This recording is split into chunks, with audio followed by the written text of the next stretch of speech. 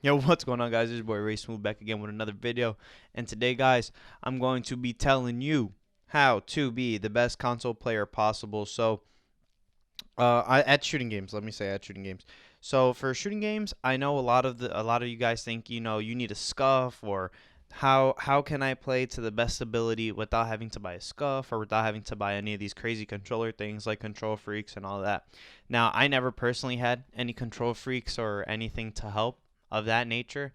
I was never into all that, and I never had a scuff. I always wanted one when I was younger, but now I found a way to kind of bypass that by playing Call of Duty, Fortnite, games like that. So to be the best that you can be, you need to limit your movement off of your left and right analog stick. The common sense, right? So how can you do that? And I'm just gonna go over some things that you can possibly do. So what you can do is if you go down to the settings in Call of Duty and you go check out what you need to go or what you need to make sure you don't have to take your right or left thumb off of the both joysticks. So for me, I play on bumper jumper tactical. Now that allows me to jump with L1, and basically I slide with R3. That way, if I have to make a strong move, I can just do that, press down on my right stick, boom, I'm good. So for me, this works out very well. I know one of the biggest things about having a scuff was being able to jump and shoot at the same time without having to take your finger off the analog now. So personally, this is a perfect way to bypass a scuff easily. You can jump with L1, you can slide with R3. That's pretty much all you need for Call of Duty. That I wouldn't say that this is the only one that you can use. You could use bumper jumper regular. I wouldn't recommend it because you would have to take your hand off if you want to slide and use circles. So it's up to you guys, however you feel comfortable. But the more you can limit the amount of times you have to take your fingers off of the analogs is the better option. So I'm pretty sure that there's other control settings in Call of Duty that you can use, maybe like Charlie or something like that, where they flip it and they make sure that you can jump with, maybe, I don't know, the left stick or something. So another thing in Fortnite was we were scheming, me and my cousin, and we were saying how can we be the best on controller and what's going to give us the advantage. So he goes and he switches his jump to the left stick. Now that allows you to jump through corners, keep your hand on your movement stick, and still maneuver around with the right stick without having to take it off and press X or A on Xbox case. So that gives you a huge advantage.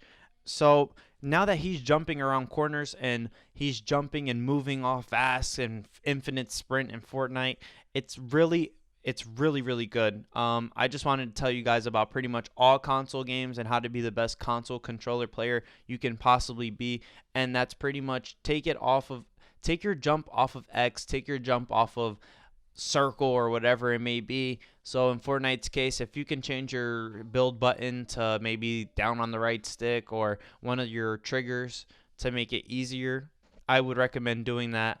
And limit that time that you have to get off. So again, in Call of Duty, you can see in some of this gameplay, I'm really moving. I'm moving around fast. I can slide around a corner. I can jump over somebody.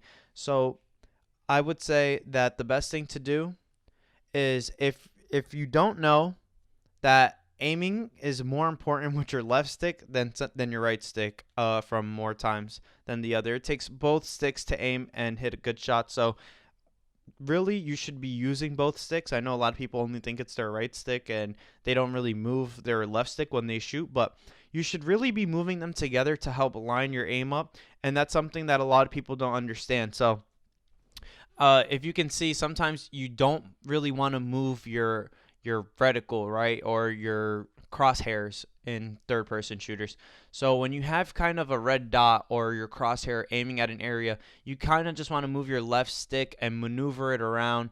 That way you can kind of just you hold down that spot that you're looking at, but you're a harder target to hit because you never want to be standing still on console. That is bad, horrible. If you stand still on console, you are a sitting duck and you are liable to get sniped, one-shotted, shotgunned, whatever the case may be.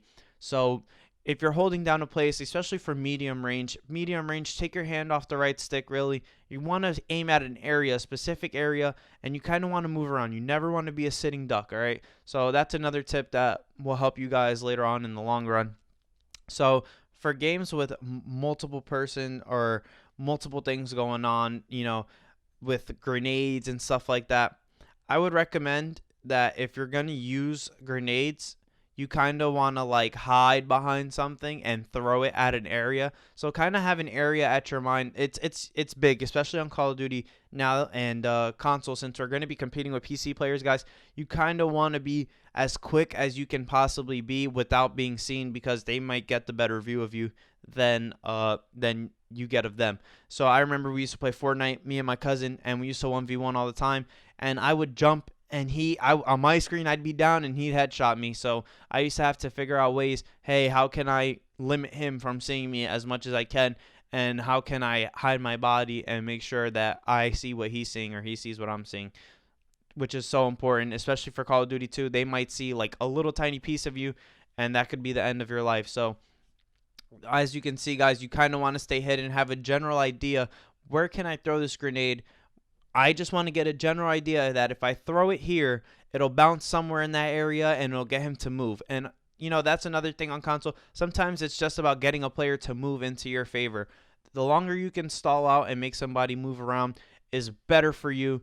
You can ultimately get the better position if they have to loop or if they have to back up, because you know that if you throw a grenade in that area, he can't be around there. So if he backs up a little bit, you get the upper hand, you get to get the better view real quick. As soon as he peeks it, he's done, right? So that's another thing. Peeking areas, getting people to fall into your style of play. Now, this is also good for rushing people. If you guys are into rushing people and forcing people to be uncomfortable, this controller style thing does work. If you do change your jump and your pretty much slide crouch button, it works for games too. Like if you crouch in Fortnite, if you make it your right stick, the more you crouch, the better it is. If you crouch and shoot in Fortnite, it's very good. And in Call of Duty, jumping and shooting, sliding and shooting, all that stuff is good. There are more shooters out there, but I don't really play like that. Rainbow Six is another one that it helps having the left stick and the right stick with the crouching, and if you're aiming, you can have the slide, the look, peek over, shooting, and stuff like that. So that's stuff that you gotta be aware of too. That stuff really helps. Having a crouch button as your right stick is really good. So I suggest in all games changing to tactical, and if it's possible, bumper jumper, because jumping and making yourself the hardest target to hit is always going to be in your favor, guys. So don't forget that. Tactical, bumper jumper, tactical. I'm pretty sure there's way more options out here in Fortnite. Go ahead and change some of that stuff. And this is going to help you be one of the best console players that you can possibly be. You're going to be killing people. You're going to be harder to hit. You're going to be a tough target. And people are not going to be able to see you sometimes. So remember, the quicker you are, the better you are, the faster you are, the harder you are to hit. So remember, be smart, guys. Use your IQ plays. I hope you enjoyed the video. Leave a thumbs up if you did. Subscribe if you're new. And I'll catch you guys in the next video. Peace.